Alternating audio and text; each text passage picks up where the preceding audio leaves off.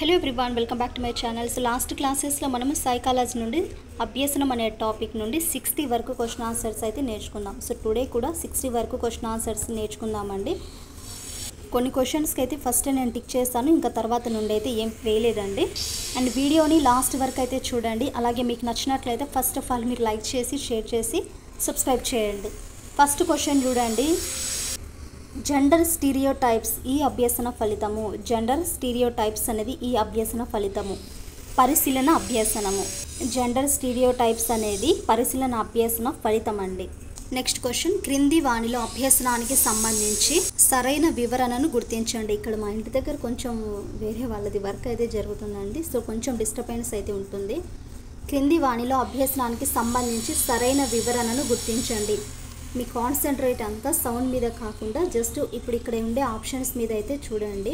అవి సౌండ్స్ అనేవి కామన్ అండి. ఒకసారి మనకు డే టైం కుదురుతుంది, ఒకసారి నైట్ టైం కుదురుతుంది. సో అలా మీకు ప్రాక్టీస్ బిట్స్ అందించాలి అంతే. సో కొన్ని మాత్రమే నేను క్వశ్చన్స్కి అయితే టిక్ చేశాను. క్రింది వాణిలో అభ్యసనానికి సంబంధించి సరైన వివరణను గుర్తించండి అంటే అభ్యసనం ప్రత్యక్ష మరియు పరోక్ష అనుభవాల ఫలితము. సాంప్రదాయిక నిబంధనానికి సంబంధించిన సూత్రము. సాంప్రదాయిక నిబంధనానికి సంబంధించిన సూత్రము ఆయత్న సిద్ధ స్వాస్థ్యము. సాంప్రదాయిక నిబంధనానికి సంబంధించిన సూత్రము ఆయత్న సిద్ధ స్వాస్థ్యము. నెక్స్ట్ క్వశ్చన్, మాస్లో తన అవసరాల అనుక్రమణిలో చేర్చుటకు ఆత్మ ప్రస్తావన పదాన్ని వీరి నుండి గ్రహించారు. మాస్లో తన అవసరాల అనుక్రమణిలో చేర్చుటకు ఆత్మ ప్రస్తావన పదాన్ని వీరి నుండి గ్రహించారు. మ్యాక్స్ వెర్దిమర్.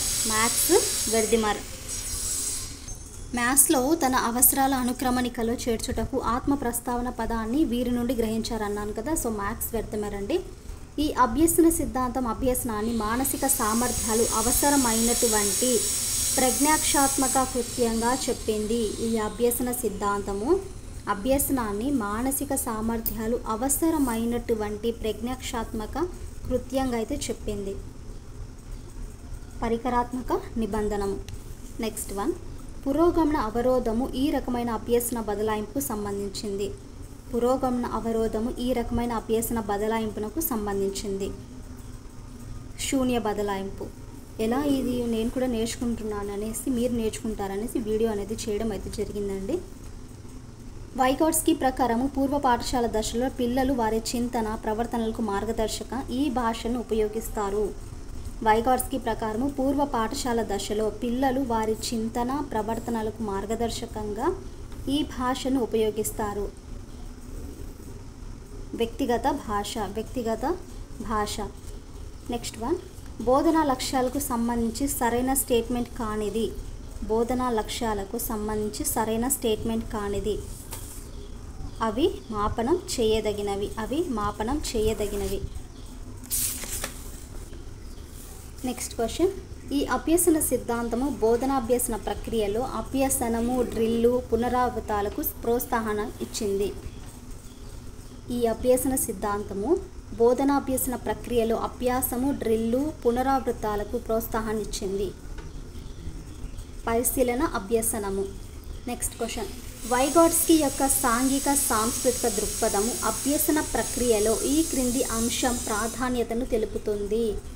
వైగాట్స్కీ యొక్క సాంఘిక సాంస్కృతిక దృక్పథము అభ్యసన ప్రక్రియలో క్రింది అంశం యొక్క ప్రాధాన్యతను తెలుపుతుంది. సాంస్కృతిక ఉపకరణాలు. పావ్లోవ్ మీ ప్రయోగంలో నిబంధిత ప్రతిస్పందన విరమణ లేదా విలుప్తీకరణ చెందుటకు కారణము. పావ్లోవ్ ప్రయోగంలో నిబంధిత ప్రతిస్పందన విరమణ విలుప్తీకరణ చెందుటకు కారణము.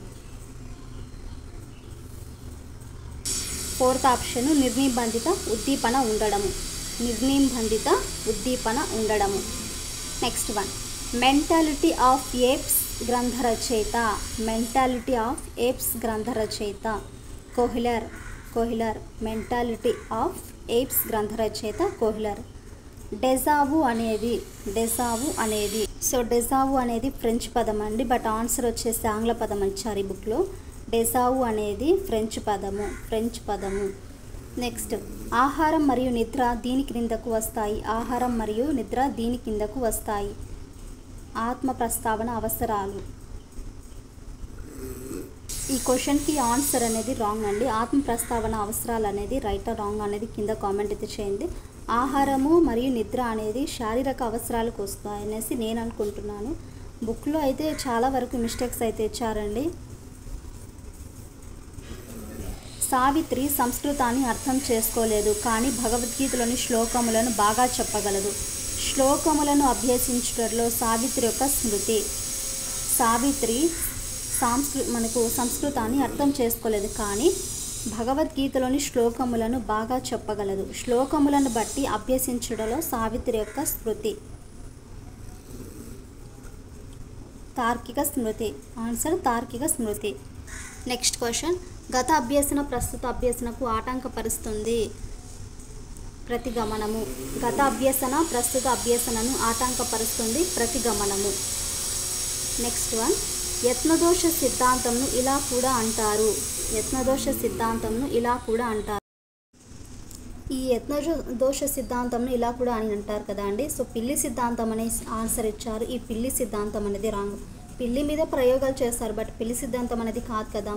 కాబట్టి ఆన్సర్ వచ్చేసి సంధానవాదం. అండ్ మరొక నేమ్ కూడా ఉంది. అది ఏంటంటే మనకు ఈ సిద్ధాంతాన్ని, యత్నదోష సిద్ధాంతాన్ని ఉద్దీపన లేదా ప్రతిస్పందన సిద్ధాంతం అని, బంధ సిద్ధాంతం అని, సంధాన సిద్ధాంతం అని అంటారు. సో ఆన్సర్ వచ్చేసి ఇక్కడ సంధానవాదం అంటే సంధాన సిద్ధాంతం అనేసి కూడా అంటారు. సో మనకు ఈ బుక్లో అయితే పిల్లి సిద్ధాంతం ఇచ్చారు, ఇది రాంగ్ అండి.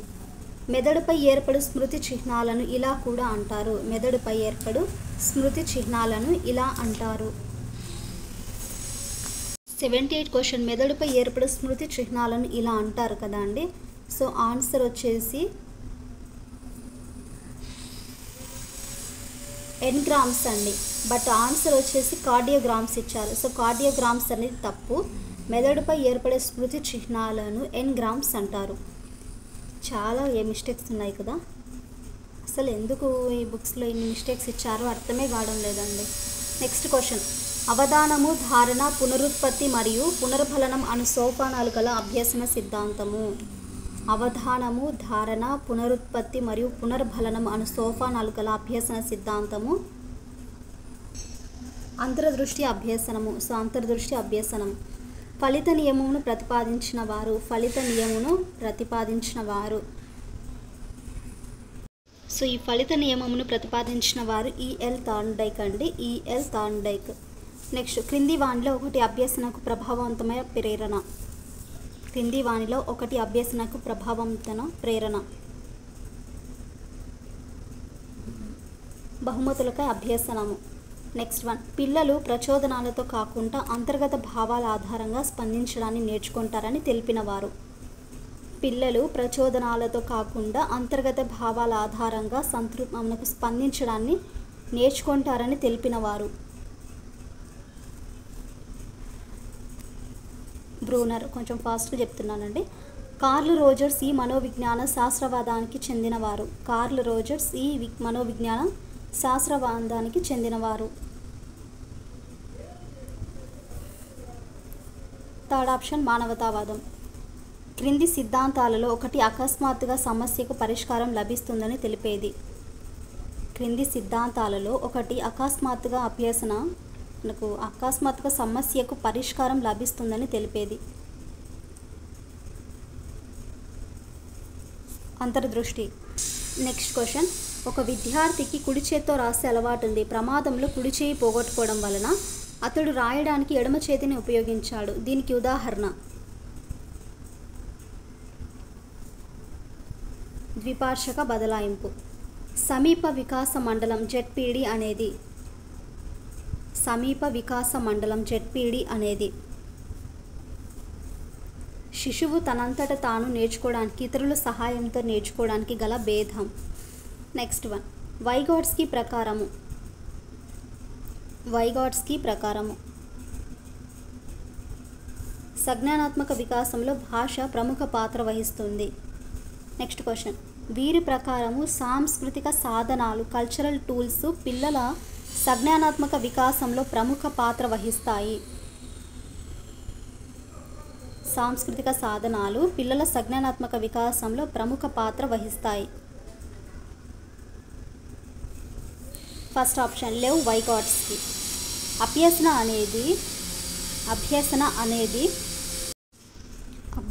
అనేది సంక్లిష్ట క్రియాత్మక ప్రక్రియ. నిర్మాణాత్మక వాదం ప్రకారము అభ్యసన ప్రాథమికంగా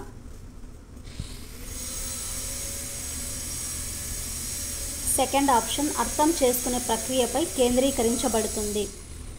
నెక్స్ట్ వన్, పిల్లల ఆలోచనలపై సామాజిక ప్రక్రియలు సాంస్కృతిక ప్రక్రియల ప్రభావం ఉంటుందని తెలిపిన వారు.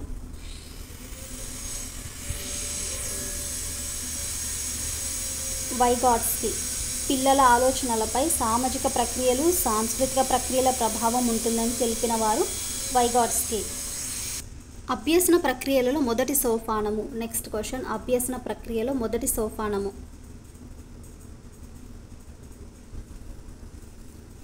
సెకండ్ ఆప్షన్ ప్రేరణ కలగడము. కుటుంబ సభ్యుల మధ్య అమ్మను గుర్తించుట అనేది ఈ రకమైన అభ్యసనము. కుటుంబ సభ్యుల మధ్య అమ్మను గుర్తించుట అనేది ఈ రకమైన అభ్యసనము. విచక్షణ అభ్యసనము. నెక్స్ట్ క్వశ్చన్, ప్రేరణ ప్రతిస్పందనల మధ్య దృఢమైన బంధం ఏర్పడడం ద్వారా వ్యక్తి ప్రవర్తనలో మౌలికమైన మార్పు కలుగుతుందని చెప్పిన సిద్ధాంతము. ప్రేరణ ఫలితాల మధ్య దృఢమైన బంధం ఏర్పడడం ద్వారా వ్యక్తి ప్రవర్తనలో మౌలికమైన మార్పు కలుగుతుందని చెప్పిన సిద్ధాంతము. ఫస్ట్ ఆప్షన్ యత్నదోష పద్ధతి. నూతన అంశాన్ని బోధించే ముందు తగిన ప్రేరణ ఇవ్వాలని తెలిపే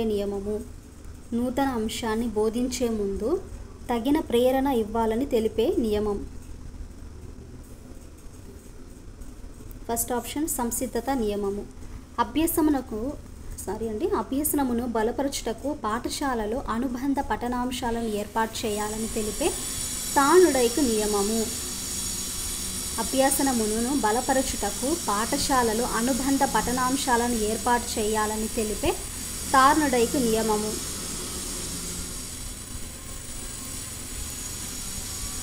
ఫస్ట్ ఆప్షన్ అభ్యాస నియమము.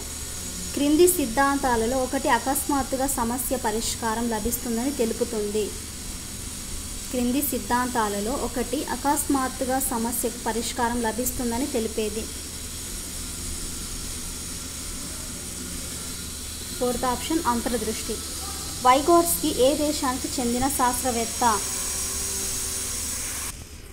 సో థర్డ్ ఆప్షన్ అండి రష్యా. వైగోట్స్కీ ఏ దేశానికి చెందిన శాస్త్రవేత్త అంటే రష్యా. క్రింది వాటిలో కార్యక్రమయుత అభ్యసన లక్షణం కానిది.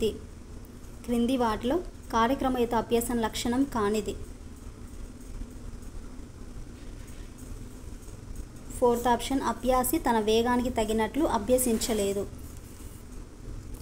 నెక్స్ట్ క్వశ్చన్, తానుడైకి నిర్వహించిన ప్రయోగాలలో దోషం కానిది. దోషం కానిది. సెకండ్ ఆప్షన్ అంశాల పరిజ్ఞానాలేమి. సో నేను ఈరోజు అయితే ఓన్లీ 100 వరకే చెప్పగలనండి, ఎందుకంటే పక్కన డిస్టర్బెన్స్ అనేది చాలా ఉంది. సో నెక్స్ట్ నేను యాక్చువల్గా అయితే ఈరోజు 60 వరకు క్వశ్చన్ ఆన్సర్స్ చేద్దాం అనుకున్నాను కదా, 40 మాత్రమే పాసిబుల్ అయ్యాయి. ఏదో ఒక టైంలో మనం ఇంకేం చెప్పలేము కదా. సో వాళ్ళ వర్క్ వాళ్ళది, మనకు డిస్టర్బెన్స్గా ఉందనేసి 40 వరకే స్టాప్ చేస్తున్నాను. సో ఐ హోప్ మీకు క్లాస్ నచ్చింది అనుకుంటున్నాను. క్లాస్ నచ్చితే please to like and share, subscribe to my channel.